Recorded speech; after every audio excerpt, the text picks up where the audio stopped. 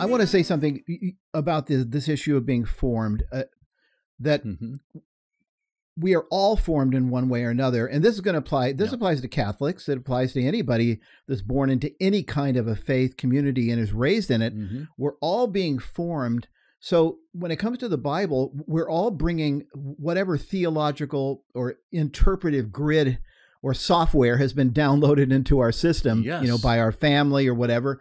And we approach the Bible reading it through that interpretive grid.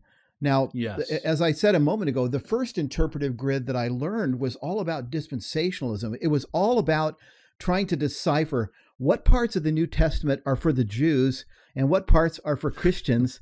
And I was like, okay, well, wow, everything up to Acts 28 is for the Jews. Only Paul's prison epistles are written to Christians. That's what the first thing I was taught. That's the grid that I had. And then I began to think, wait, maybe everything that Paul wrote, so maybe it's Acts 9 to 13 is when the church begins, the revelation of the mystery revealed to Paul. And so maybe it's everything Paul writes.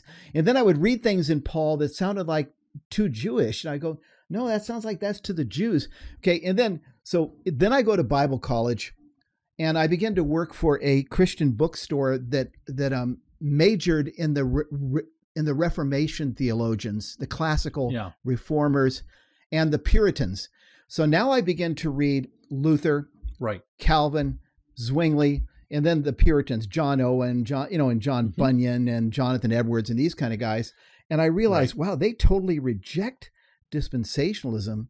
And I began to realize that dispensationalism is something new that kind of just popped up out of nowhere in the 1840s or whatever. And so I began to be formed in that way.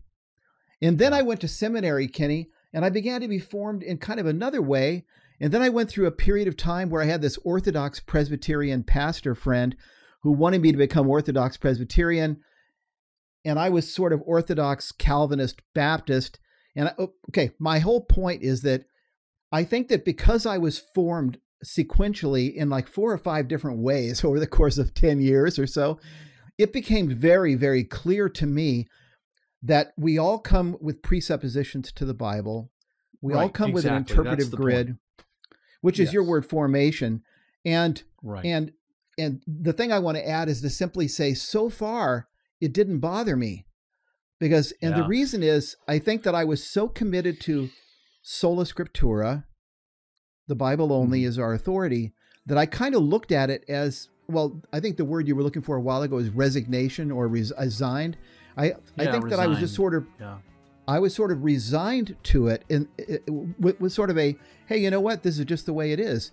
The Bible's a huge book. It says a lot, and we don't agree, and so we have to have all these denominations, and it's I guess it's all right.